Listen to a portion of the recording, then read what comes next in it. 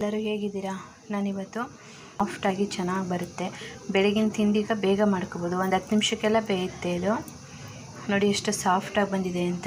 ಇಡ್ಲಿ ಜೊತೆ ಶೇಂಗಾ ಚಟ್ನಿ ನೋಡಿ ಎಷ್ಟು ಚೆನ್ನಾಗಿ ಬಂದಿದೆ. ಇನ್ನು ನೀವು ಮನೇಲಿ ಒಂದ್ಸರಿ ಟ್ರೈ ಮಾಡಿ, ತುಂಬಾ ಚೆನ್ನಾಗಿರುತ್ತೆ. ನಾನಿವತ್ತು ಕುಂಬಳಕಾಯಿನ ಇಡ್ಲಿ ಮಾಡ್ತಾಯಿದ್ದೀನಿ ಬನ್ಸಿ ರವೆ ಜೊತೆ.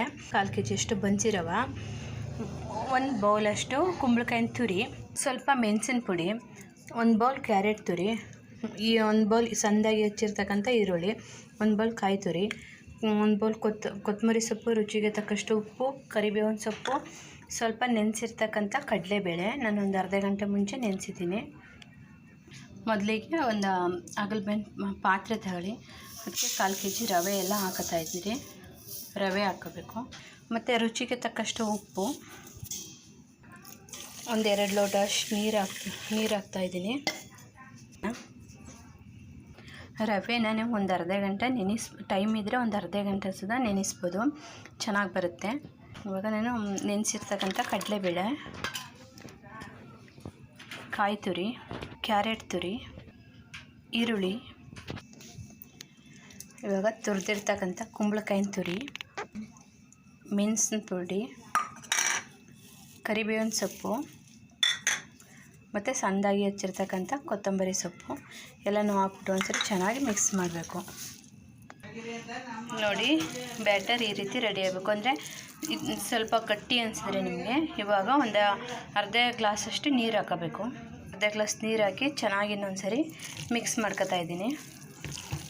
ಇವಾಗ ಇಡ್ಲಿ ಪಾತ್ರೆಗೆ ಸ್ವಲ್ಪ ಎಣ್ಣೆ ಹಾಕೋತಾ ಇದ್ದೀನಿ. ಈ ರೀತಿ ಉಂಡೆ ಥರ ಮಾಡಿ ಇಲ್ಲಿಗೆ ಹಾಕಿ ಒಂದ್ಸರಿ ತಟ್ಟಿದ್ರೆ ಸಾಕು. ಒಂದಿಷ್ಟು ತಗೊಂಡ್ರೆ ಸಾಕಾಗುತ್ತೆ. ಬೇಕು ಇವಾಗ 3 ತಟ್ಟೆಗೂ ಬಿಟ್ಟಿದ್ದೀನಿ.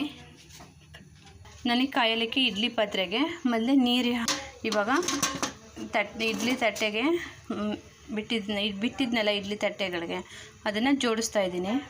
ಇಡ್ಲಿ ಪಾತ್ರೆಗೆ 3 ಪ್ಲೇಟನ್ನು ಜೋಡಿಸಿದ್ದೀನಿ. ಇವಾಗ ಮುಚ್ಚಿ ಒಂದು 10 ನಿಮಿಷ ಬೇಯಿಸಬೇಕು. 10 ನಿಮಿಷ ಆಗಿದೆ, ತೆಗಿತಾ ಇದ್ದೀನಿ. ಇವಾಗ ಇಡ್ಲಿ ಬೆಂದಿದೆ.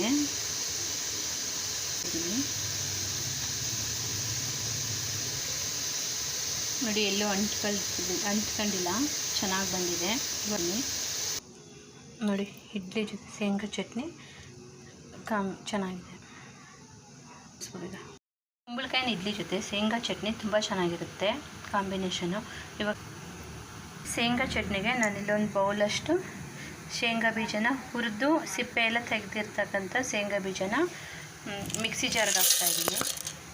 ಸ್ವಲ್ಪ ಕಾಯಿ ತುರಿ, ಸ್ವಲ್ಪ ಕೊತ್ತಂಬರಿ ಸೊಪ್ಪು, ಸ್ವಲ್ಪ ಹುಣಸೆಹಣ್ಣು, ರುಚಿಗೆ ತಕ್ಕಷ್ಟು ಉಪ್ಪು, ಸ್ವಲ್ಪ ಕರಿಬೇವಿನ ಸೊಪ್ಪು, 4 ಮೆಣಸಿನಕಾಳು, ಸ್ವಲ್ಪ ಬೆಳ್ಳುಳ್ಳಿ,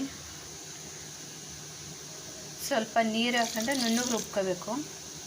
ಇವಾಗ ಚಟ್ನಿ ರೆಡಿಯಾಗಿದೆ. ನಾನಿಲ್ಲೊಂದು ಬೌಲ್ಗೆ ಹಾಕ್ತಾಯಿದ್ದೀನಿ.